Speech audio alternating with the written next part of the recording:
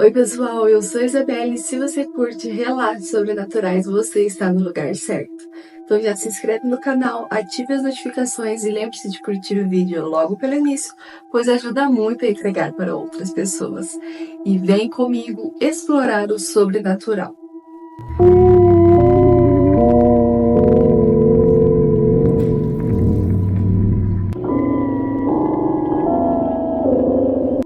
A cortina maldita. Vou contar mais um dos casos que já aconteceram comigo. Já compartilhei quando vi a sombra do meu marido em pé da minha cama. E também sobre uma experiência íntimos. Agora vou relatar outra situação. Logo que mudei para a casa do meu marido, tínhamos um quarto de bagunça, que hoje é o meu quarto. Havia uma porta nesse quarto onde sempre encostava a cama. E nela havia uma abertura que me incomodava. Então, para disfarçar, comprei uma cortina grande. Mas quando ela chegou, percebi que a medida era apenas 1 por 60.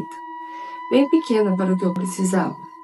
Apesar da frustração, bati os pregos e estiquei um barbante e pendurei a cortina. O quarto ganhou outro visual, já que não tem janela por conta da construção da outra casa dos fundos. Na primeira noite, tudo estava tranquilo, mas conforme os dias passavam, comecei a notar algo estranho.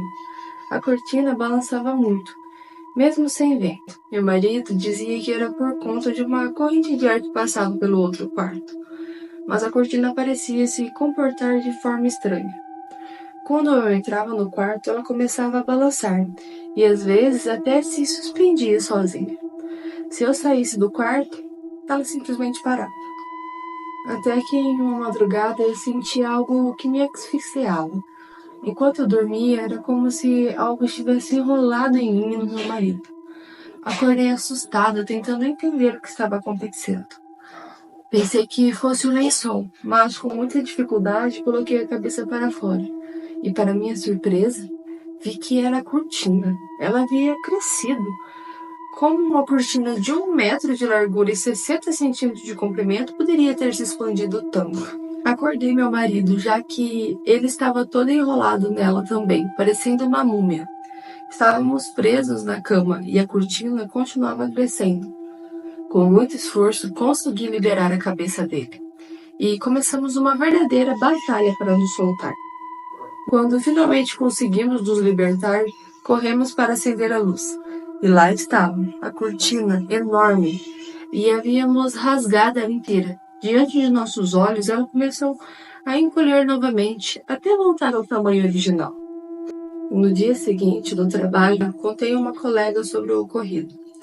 Ela me relatou uma experiência parecida. Ele disse que certa vez dormiu com a esposa na casa de seu cunhado. Ele havia trancado a porta pelo lado de fora. Durante a noite, ele e sua mulher travaram uma luta com a cortina e só conseguiram escapar quebrando a janela. Quando confrontaram o cunhado e sua esposa, ambos ficaram em silêncio. Mais tarde, descobriu que ninguém gostava de dormir naquela casa, por causa de alguns eventos estranhos. Isso aconteceu comigo há 23 anos, e desde então já vivi muitos outros episódios horripilantes nessa casa. Com o tempo, vou compartilhar mais histórias com você. Obrigada por ler o meu relato. Eu que te agradeço por enviar o seu relato. Que relato interessante, muito inusitado, nunca vi falar sobre nada parecido. E credo, gente, o que será que era essa cortina? Será que ela era amaldiçoada? Quem fez ela fez com algum plano? Ou se tinha alguma coisa na casa que fez a cortina, que era uma coisa tão inocente, se transformar praticamente uma arma? Que se eles uma porta, eles podiam ter morrido sufocado. Credo, que história terrível. Mas é isso, vamos então para a nossa próxima história de hoje. Edifício Joel. Vou compartilhar uma das experiências mais dolorosas da minha vida. Algo que ainda me atormenta até hoje. Meu marido sempre comentava sobre ouvir vozes no trabalho. Ele dizia que sentia constantemente observado, como se algo estivesse ali à espreita. Isso o estava consumindo. E ele falava repetitivamente que estava prestes a enlouquecer. Tinha certeza que havia algo de muito ruim naquele prédio. e afirmava que o lugar era assombrado. Ele até cogitava largar o emprego por causa disso. Eu, na época, não tinha muita paciência. Nosso casamento já estava desgastado, como acontece muitas vezes em situações assim.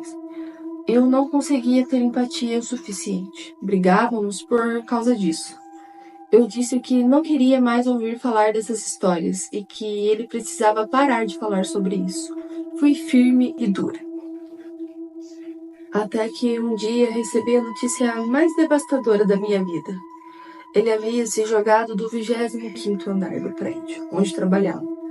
Naquele momento, o mundo desabou para mim. Eu não sabia o que pensar, não entendi o que poderia ter levado a isso. Então, encontrei o celular dele no escritório. E ali estava um vídeo. Ele havia deixado uma mensagem de despedida e também uma gravação. No vídeo, ele gravou sons estranhos e vultos passando, como se algo realmente estivesse acontecendo ali. Eu não sei se tudo isso faz sentido, ou que se ele gravou era real ou um fruto da sua mente perturbada. Mas o que eu posso afirmar com toda certeza é que o edifício Joelma, onde ele trabalhava, é realmente um lugar ruim, cheio de uma energia pesada. Desde então, carrego essa dor comigo, questionando se eu poderia ter feito algo mais, ou se eu poderia ter ouvido melhor o que ele dizia. Essa é a minha história, e talvez ela nunca faça sentido completamente para mim.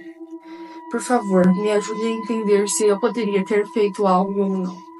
Obrigado por ler o meu relato, estou amando seu canal, Isa. Eu que te agradeço meus sentimentos e eu acredito que não. Talvez sim, você poderia ter adiado um pouco, a não ser que você tivesse conquistado ele a realmente sair do emprego. Mas existem algumas histórias também que mesmo saindo, as entidades ainda continuam ali atrás da pessoa. Então, eu acho que você não tinha muito o que fazer. Porque ele já estava muito perturbado, acho que as entidades já estavam pressionando muito ele. Então, não se culpe e meus sentimentos. E é isso, vamos então para a nossa próxima história de hoje. Minha cunhada fantasma. Há alguns anos eu namorava uma garota, mas o relacionamento não estava indo bem. Então, decidi terminar. A irmã dela nunca gostou de mim, e depois que terminamos, ela passou a me odiar ainda mais. A vida seguiu e os anos se passaram. Certa noite, eu estava dormindo no sofá da sala de casa da minha mãe, quando acordei no meio da madrugada com uma sensação estranha. Percebi que não conseguia mexer os pés. Quando olhei para eles, meu coração quase parou. Ali, segurando os meus pés, estava uma mulher. Ela me encarava com uma expressão de raiva que eu nunca vou esquecer completamente. Paralisado de medo, reconheci imediatamente aquela figura. Era a irmã da minha ex-namorada, a mesma que me odiava. Desesperado, dei um grito tão alto que meus pais vieram correndo para a sala preocupados. Mas assim que eles entraram, a mulher desapareceu. Eu contei para eles o que tinha acabado de acontecer, mas, incrivelmente, ou não, eles não deram muita importância e voltaram a dormir. Eu, por outro lado, não conseguia pregar o olho pelo resto da noite. Anos depois, descobri que há algo que me deixou ainda mais abalada. A irmã da minha ex havia falecido, e o mais assustador, ela morreu no mês e no ano que eu a vi segurando pelos meus pés. Desde então, minha vida nunca mais foi a mesma. Nenhum relacionamento meu deu certo. E sempre que me pergunto se aquilo foi uma consciência ou algo mais sombrio. Essa experiência me marcou profundamente, e até hoje eu me pergunto o que realmente aconteceu naquela noite. Vocês que entendem mais, o que vocês acham que for? Obrigada por ler o meu relato, Isa. Não sei.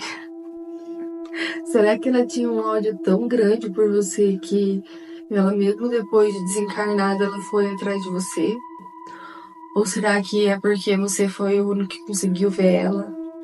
Ela ficou um espírito vingativo que ficou rondando. Fica aí a questão. Às vezes ela tem raiva de você porque você tem feito algo pra irmã dela, ou a irmã dela tem inventado que você fez algo.